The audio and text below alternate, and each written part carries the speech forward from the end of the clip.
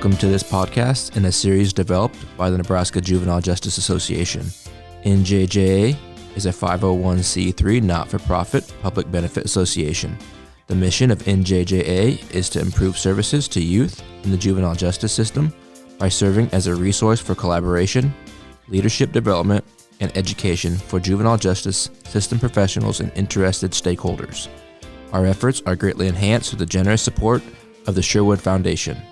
Please visit our website at njja.org to see a list of upcoming podcasts, as well as the opportunity to revisit those podcasts previously recorded. We welcome your thoughts as to potential podcast topics and interest. Welcome to the Juvenile Justice in Nebraska podcast, produced by the Nebraska Juvenile Justice Association. All right, here we go. Episode 14 of the NJJA podcast. Before we get started, we always got to thank Sherwood Foundation. I'm sure that our guest today is familiar with the Sherwood Foundation and all the great work that they do. But I'm happy to have you here. Chief Deputy Wayne Hudson's here. He's out of Omaha. Yes. Yes. Yep. We also have on the mic Tammy Sassman, who serves as our executive director of NJJA. And then always we have Tracy here with us as well, who's taking care of engineering for us. So I tell you what, Chief Deputy Hudson, Wayne, tell us a little bit about yourself, and we'll go from there. Okay.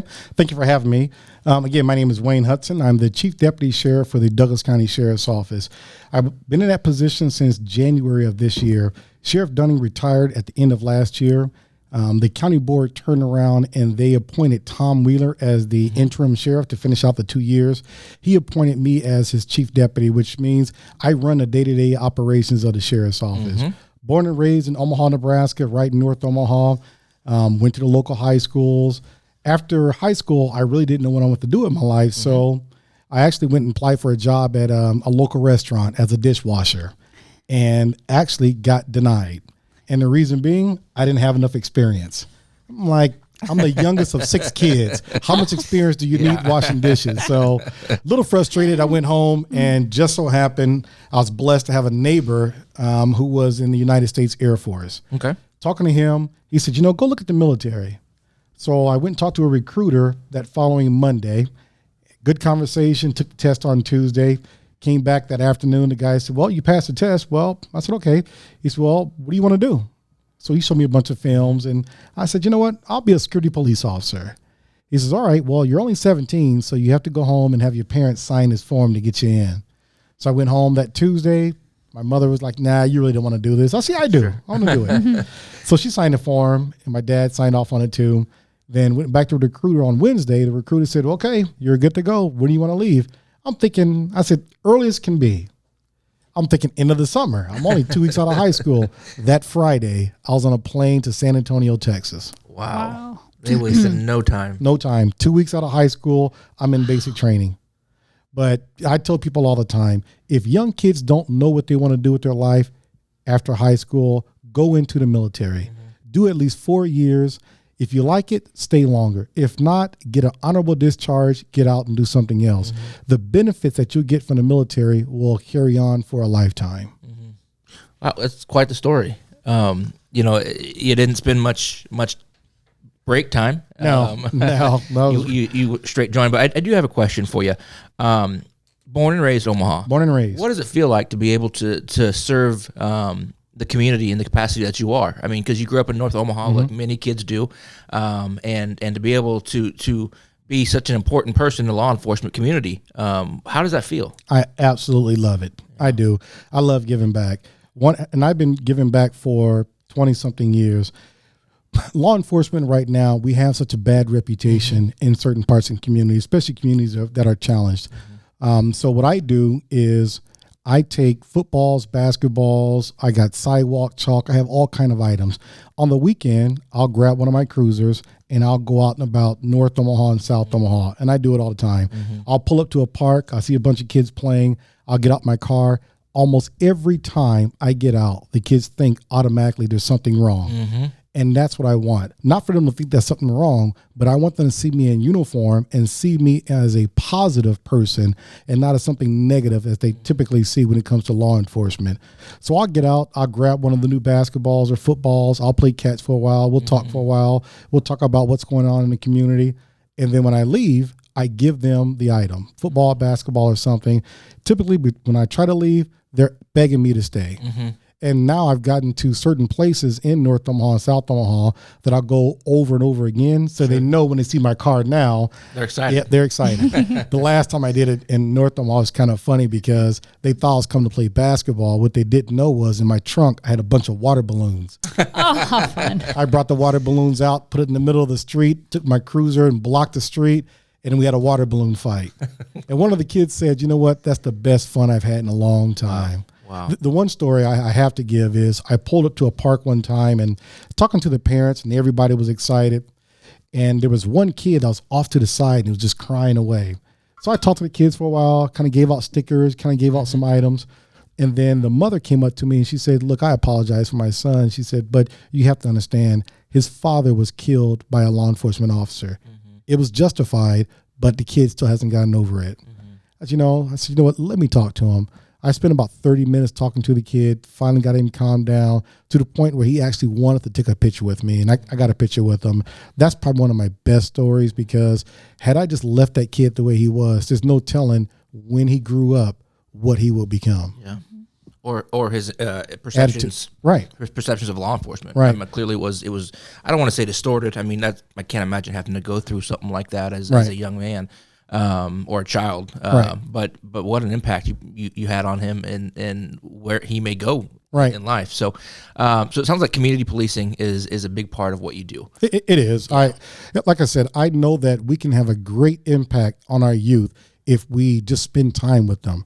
I always say it's incumbent upon law enforcement to put law enforcement and the community in spaces, positive spaces where we can have positive communications. We don't always have to have that negative type of communication or confrontation. Like my friend Keith Bell would say, it's a communication and not a confrontation.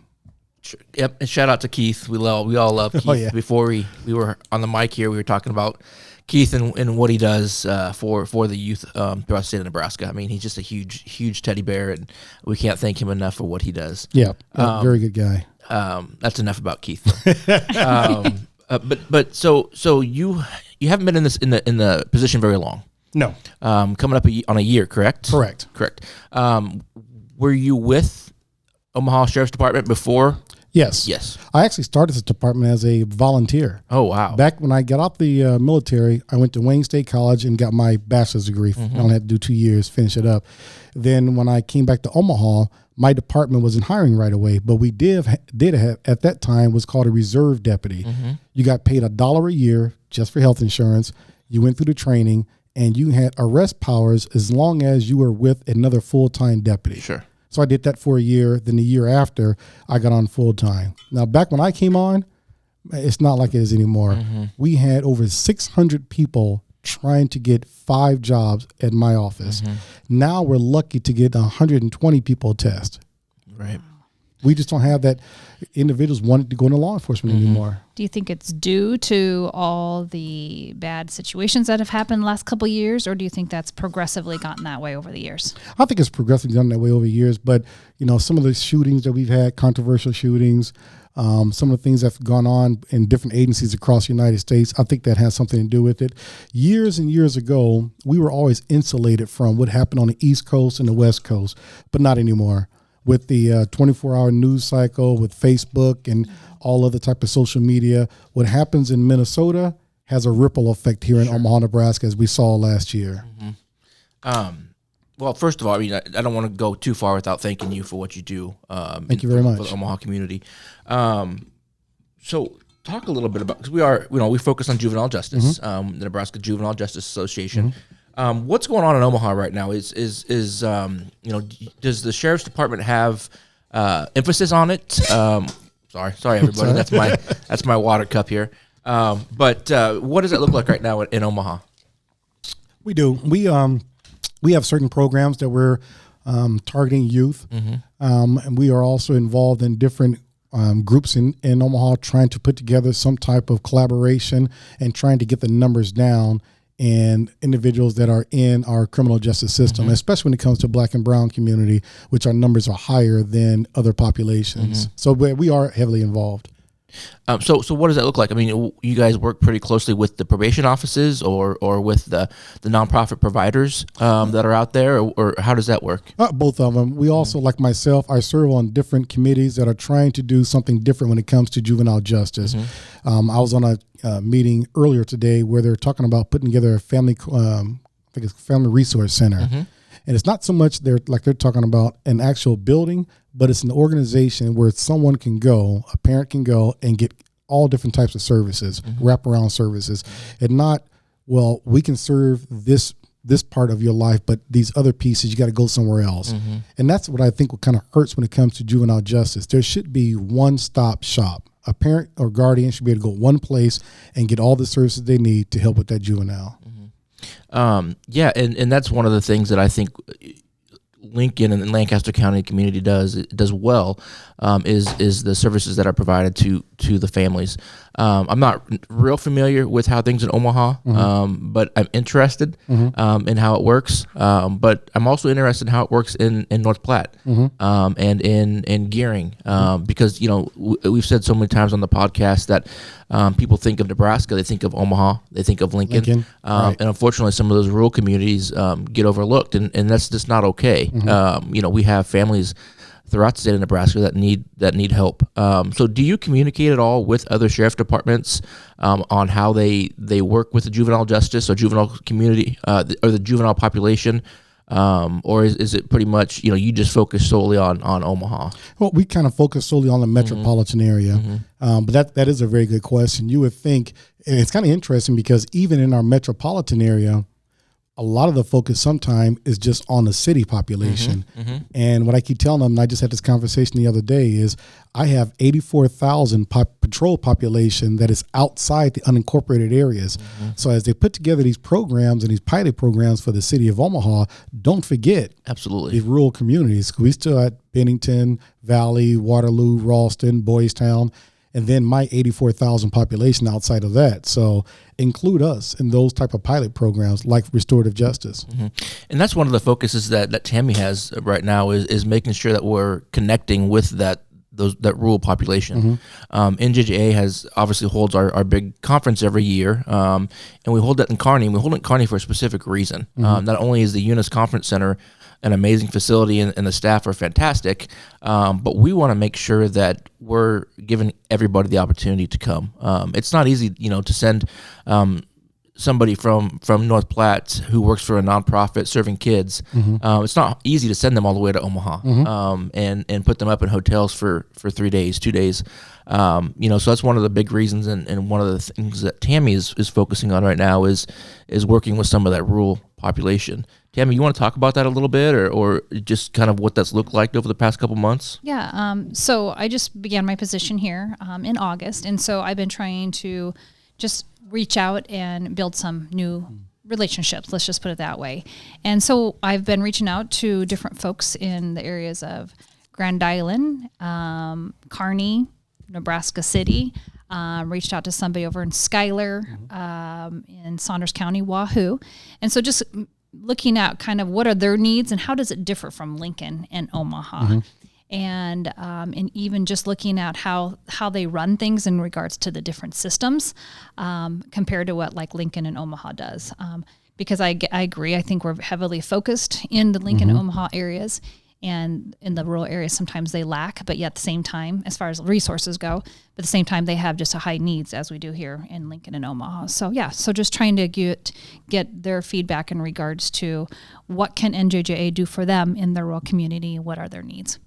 And I definitely see how that would be a benefit, especially if they don't have the resources to take care of themselves. So it should be something that organizations like yours reach out to them. So I totally agree. Yeah. And it's interesting that you bring up the other towns around Omaha, because I even feel like in Lincoln alone. We sometimes forget about Raymond Central, Waverly, and Norris, because a lot of focus is all on Lincoln Public Schools. Yep. And Lincoln Public School has a lot of resources, and yet we're forgetting that these towns around Lincoln are just as big as some of the schools in Lincoln. So, Right. yeah, nope, I think that's great that you're focusing on those schools as well. Yep. Yeah, so I want to take this opportunity. Obviously, if you represent somebody in a rural area, head to the Njja website, and you should be able to email Tammy and just say, hey, you're interested with a conversation.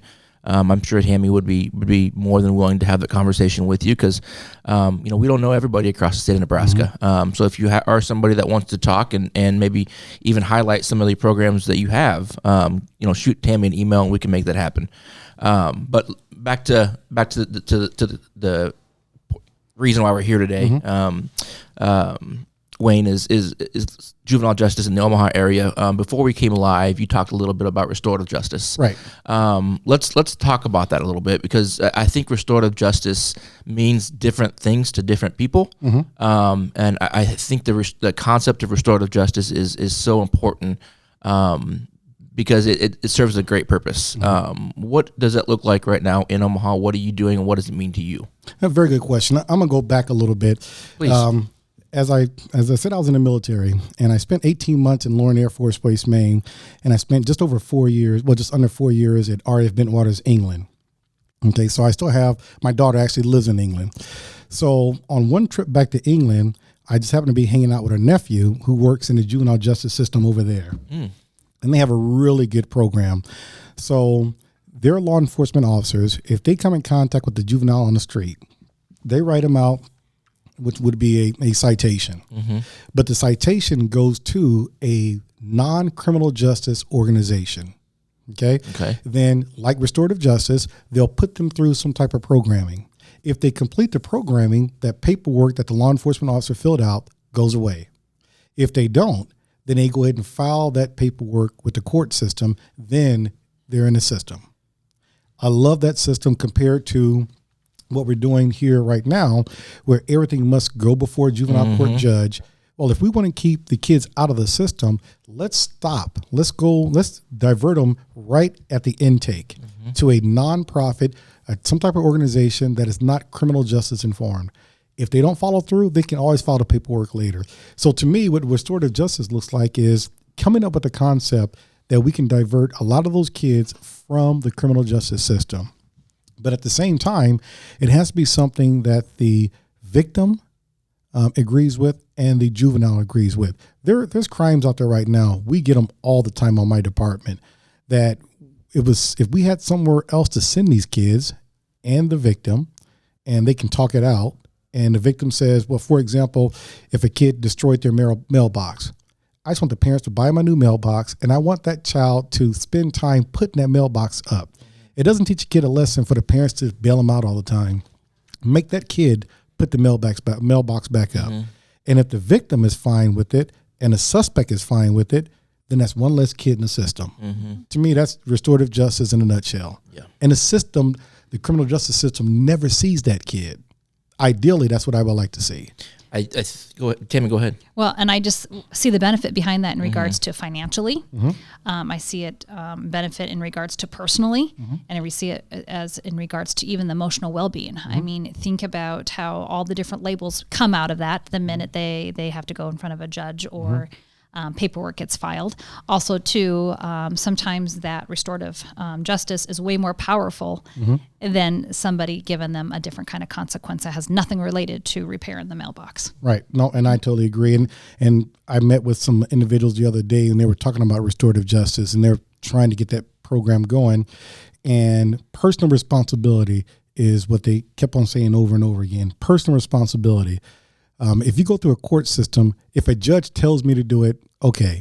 But if I'm sitting down with the mediator, with the victim right there, if they want to be involved, and then I'm having to listen to what that victim went through, how they felt when I broke in their house or stole their car, then I got to have some type of empathy for that. You would think they would. And then, okay, this is what I'm going to do to make it right. Yeah, no, I think that's a a fantastic idea, and I'd be interested in learning more about it just from a personal standpoint, because it sounds like it's something that kids could definitely benefit from. To play devil's advocate a little bit, and this is not me saying we shouldn't do that, because it's not at all. Is there a cutoff for the severity of the crime? I'm glad you asked it, because that's the same question I asked too when they were briefing me on it, and I wish I'd have brought the paperwork on it. But they showed me a list of crimes that you would think there's no way, but they had something that was it was, I think, one of the most violent ones I saw was an accessory to an armed robbery. Not the person who actually doing it, but someone who may have drove the car or been a lookout or something. I thought, well, that's a little different, but yeah. But if you're the actual perpetrator, then they won't take a violent crime. Sure. I thought, okay, that's a little different. And I think what great relationships that could come from that process. You talked earlier about mentoring. There's another opportunity for a mentor. Exactly. You destroy somebody's mailbox and you have to, perform these tasks and make it right. What relationship could blossom out of that opportunity for those young kids and the victim? It's thinking outside of the box, because like you said, we don't do that here. Everything goes in front of the judge no matter what.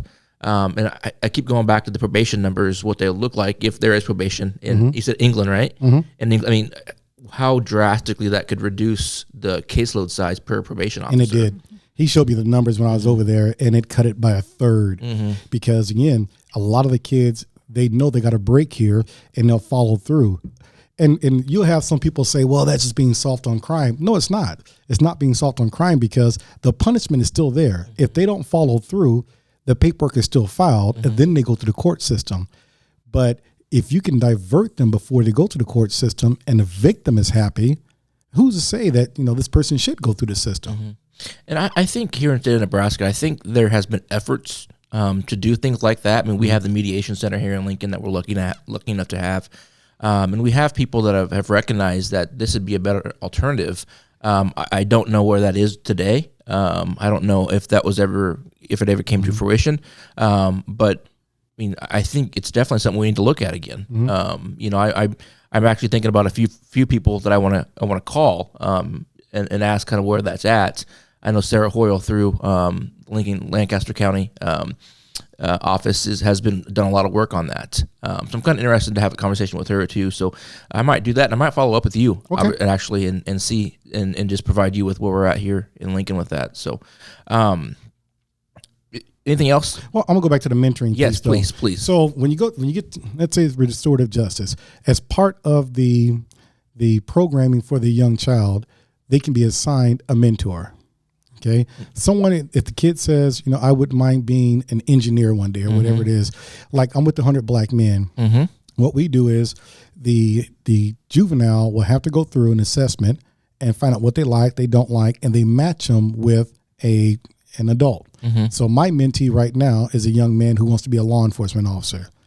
Good match. That is something that also can happen in restorative justice. They give these kids a mentor, because I'm willing to bet if you look at some of these kids that are committing some of these crimes, they're coming from a broken home and they don't have a positive influence in that home. So they would provide them with a positive influence. Do you have a hard time finding these mentors? We do, because right now I think we have 20 kids that are waiting on the list.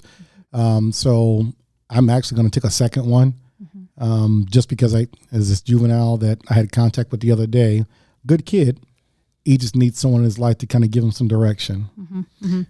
I just hear that happens quite often as far as between the teammates mentoring program and the Big Brothers Big Sisters program. I often hear that there's a waiting list for the mentors.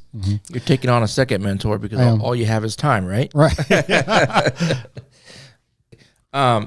So we're talking about mentors here, and Tammy asked a great question on how tough it is to get mentors. If you want to reach out to somebody, now's a great time to do it. You have this podcast and this forum right now. How can people learn more about it? The best way to do it is just go to 100 Black Men of Omaha website. If you Google that, it'll come up, and then look for the mentorship program. Click on that and then follow the steps. We have some really good programming. One thing I like about the 100 Black Men Mentoring Program is they just don't match you with a kid, then leave you. There's ongoing training. Wow. They will provide mentor and mentee type of events. So if you can't think of what you want to do with your mentee that month, they'll have something for you that month. Do you know, is there other chapters in the state of Nebraska, or is Omaha the only one? I think Omaha is the only one right now. Okay. I bet you that'd be interested in starting other chapters about that too. Yeah. I think one of the things that we can't have enough of is mentors. And if I'm understanding this program correctly, it's an African American. So is it all African American males then? No, they take any kid that wants to come through the program. Okay, Yep. got it. Yep. I'm just trying to learn more here as we go through. One thing I like is their motto. Their motto is what they'll see is what they'll be. What they'll see is what they'll be. So if they don't see positive males in the community doing positive things, what are they seeing and what will they be? It's kind of a simple concept. It is powerful. Powerful. Very powerful. So if you're interested in learning more, please go to the website. It's again, it's not something we can have enough of. So so we hit on restorative justice a little bit. We've talked about some of what's going on in juvenile justice. What does the red look like? The racial and ethnic disparity look like in Omaha when it comes to juvenile justice? Right now, it's the Black and brown community are overrepresented when it comes to the criminal justice system. I know there's different organizations, different groups that are looking at those numbers and see how they can reduce those numbers. But yes, right now the Black and brown community is overrepresented. Do you know a fellow by the name of Jamal Brandon? I do. Okay.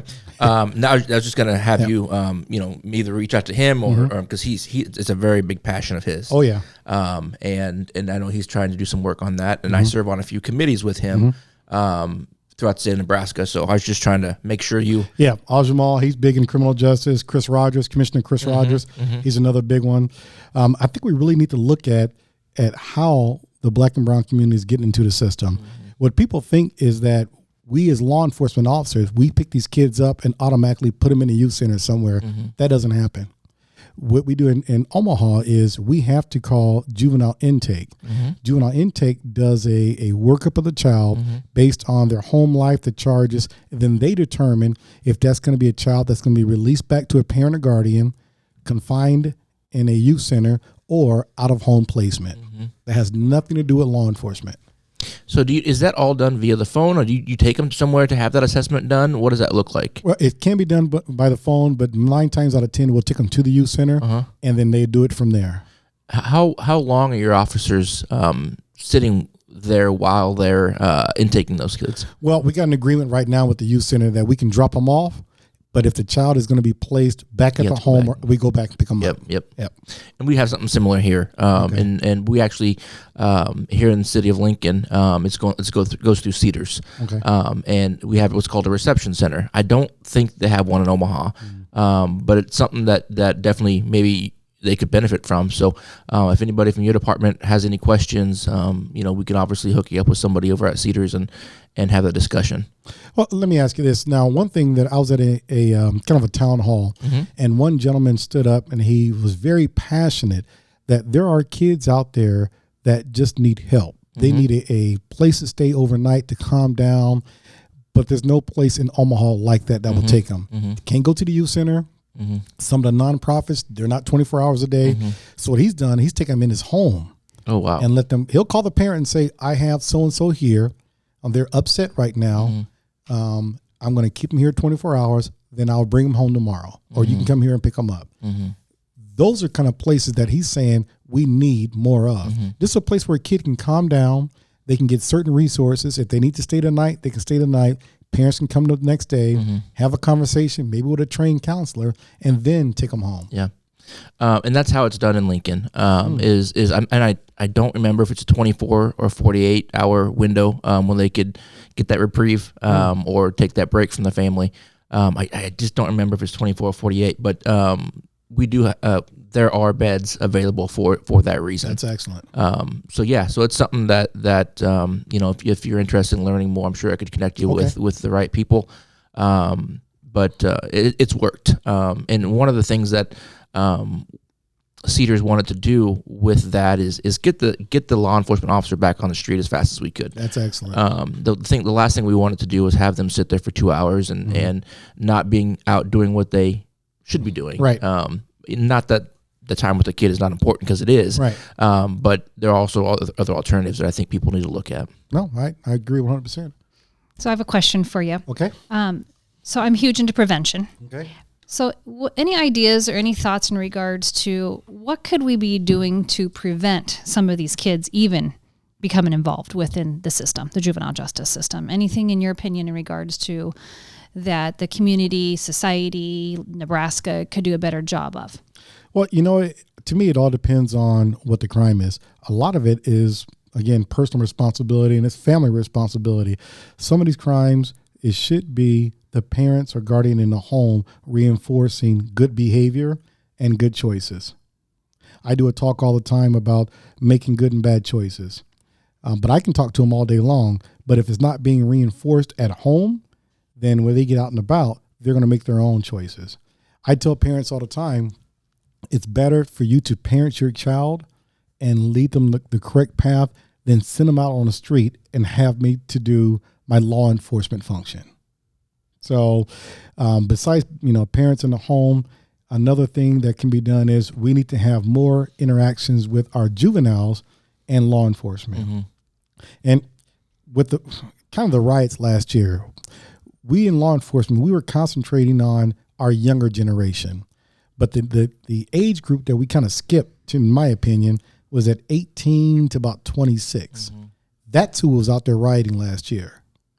That is something we need to sit down with that group and have more conversations. Because they had a lot of things they wanted to say. They were very passionate last year. So that passion is still there. Mm-hmm. It's just waiting for the next incident. So we as law enforcement professionals, we should be proactive and reaching out to these groups, get them into different centers and having conversations. Mm-hmm. I think too often we think that they hit a certain age, so they become independent. Mm-hmm. And then we as adults don't need to be there to guide and support and coach any longer. And so we just kind of let them go. When realistically, sometimes those are the times that they need us the most. Mm-hmm. I would agree. I totally agree.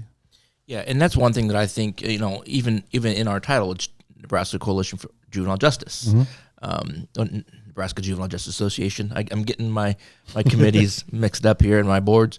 But to Tammy's point, I don't think that there's enough to done on the prevention level. Mm-hmm. I really don't.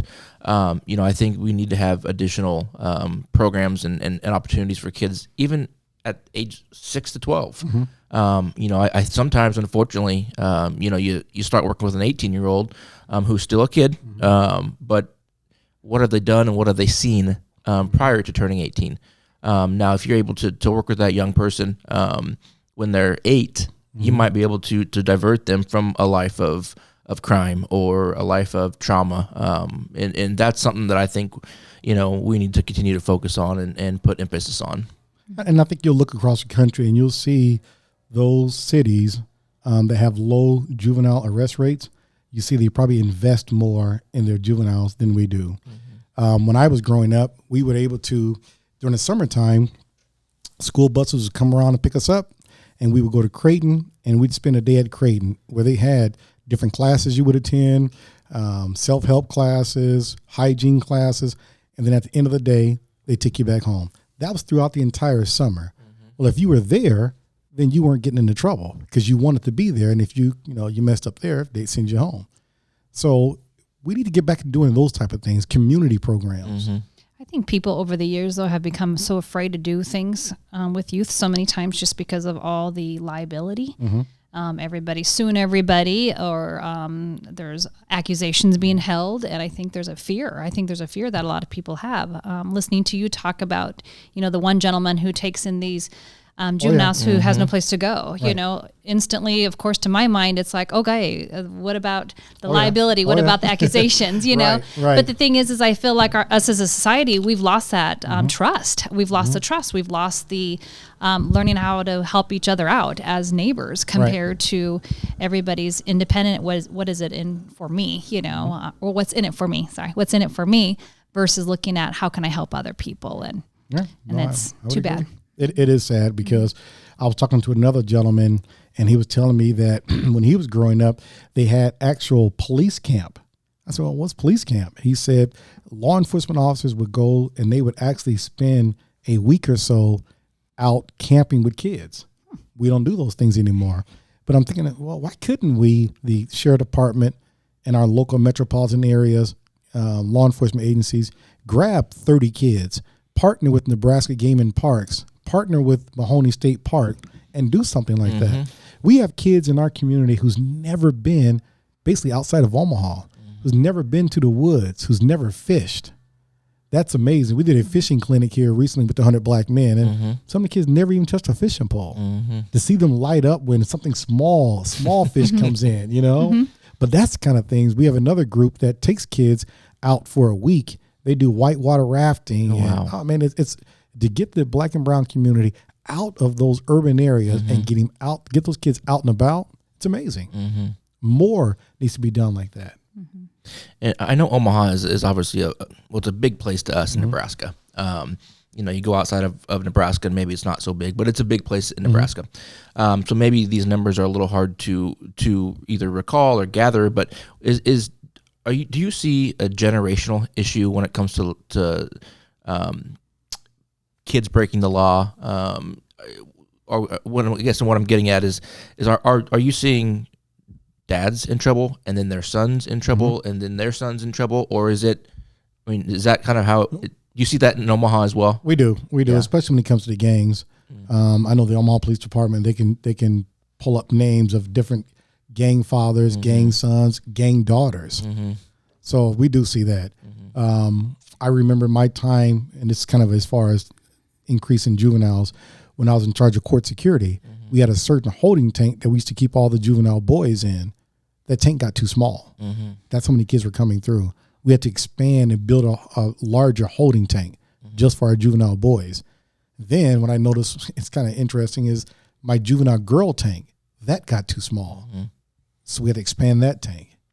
So I think obviously the key question, and I don't have an answer to this, how do we stop that? I mean, that's obviously something that we have to focus on as a community as a whole, and as adults. How do we stop that? I mean, I don't expect an answer here, but we have to infiltrate that somehow if we want to see any results. Somebody told me a while back, and I thought it was kind of telling.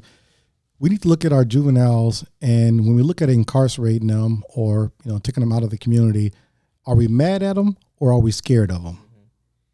If we're scared of them, then okay, maybe we need to find some kind of confined placement. If we're mad at them, let's find some other alternatives where they can go.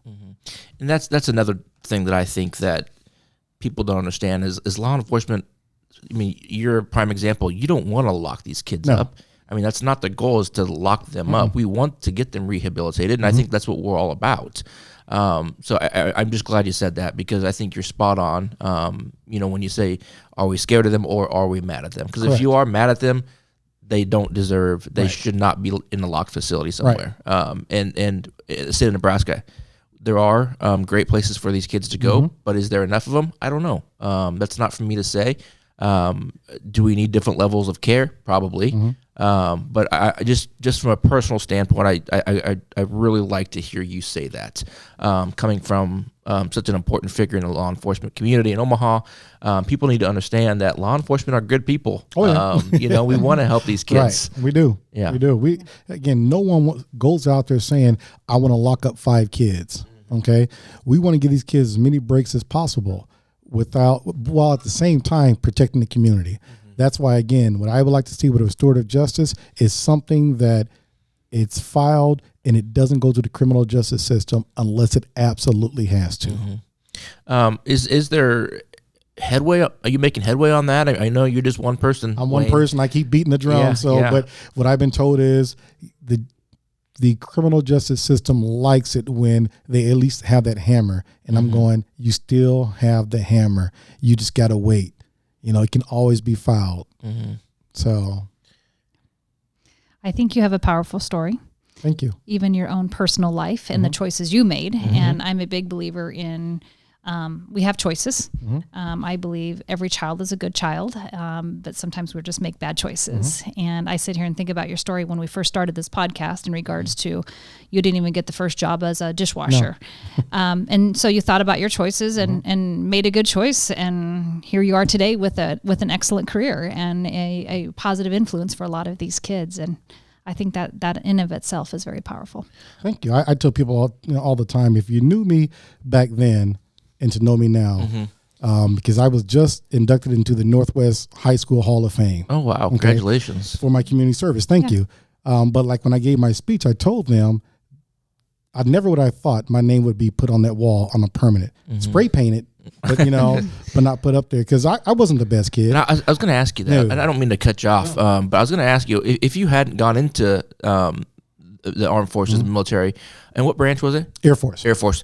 If you hadn't gone into the Air Force, what do you think would have happened with you? I'd probably be in somebody's some penitentiary right now.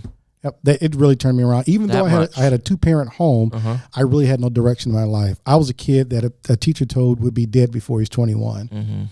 I was another teacher said that I was a disgrace to my Hudson name. One teacher said, "Look, if you just come to class, don't disrupt my class. You can go to sleep for all I care. I'll pass you." It wasn't until I got into the military till the light bulb finally woke up. Kind of woke me up. And I'll tell you what it did it for me. I was out on this exercise, and I'm in a foxhole, and I had been out there for like 4 or 5 days, no showers, living in the ground. And this guy walks up, and he looks in my foxhole and says, "Hey, is everything okay?" I said, "Yeah, sir, I'm fine." And the guy's clean, his uniform is pressed and everything. I'm going, we've been out here 4 or 5 days. Why is this guy clean and I'm still dirty? So my supervisor came over as a sergeant. I say, "Sarge, who was that guy?" I said, "Why is he clean?" He said, "You want to know why?" He said, "He's an officer and you're enlisted." He said, "You want to know the difference?" He said, get out your foxhole, go over the hill and look." Got my foxhole, went over the hill, and they had these trailers over there. Well, that's where the officers stayed at. Enlisted people, you sit out there in those tents and you live out there. He said, the difference between you and him is he's got an education, you don't. Light bulb went on and said, let's go back to school. Wow. So went back, got my bachelor's, I got my master's. I've been blessed. God has blessed me to rise through the ranks for someone who started off as a volunteer, now I'm second in command of the agency. That's awesome. What a story. That's awesome.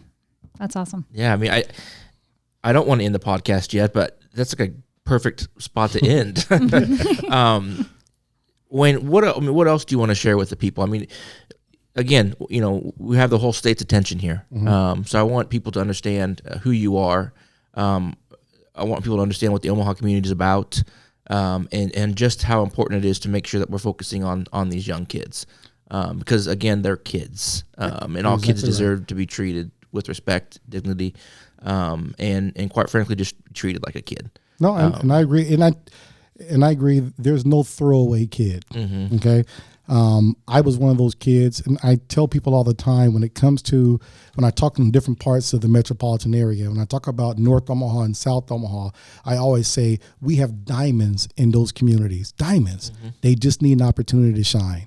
Okay, in my family alone, my parents came from Mississippi. They escaped racism from Mississippi. They settled here in Omaha. We lived in a 2-bedroom house, 6 kids. Parent, mother and father. My brother and we slept in the attic. So 6 kids.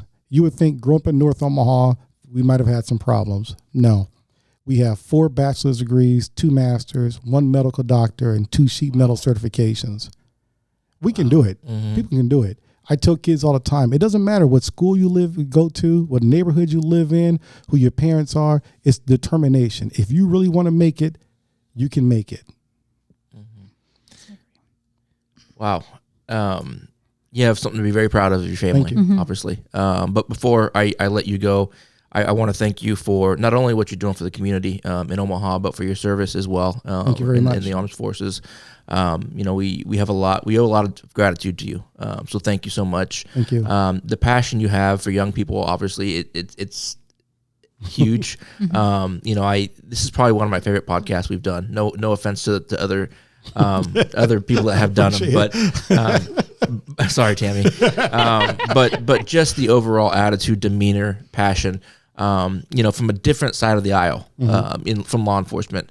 I've thoroughly enjoyed this. Thank you. Thank you very much. I appreciate it. I would mimic what he says. Very, very powerful. And thank you so much for your time and for all your service and your work and your wonderful things that you're doing for these youth. Yep. Same to you guys too. Thank you very much. Wayne, it takes all of us. It takes all of us to do it. Let's make sure this is not the last conversation we have. I'd love to have you on the podcast again, but I'd love just to stay in contact with you. Sure. I think we can learn a lot from each other as an organization. And however NJA can be helpful, please let us know. We'll do. But again, thank you all for joining us. Another thank you to the Sherwood Foundation. Phenomenal people there making this a reality. Thank you so much. And that's it. We're out. All right. Thank you very much. Thank you. Appreciate it.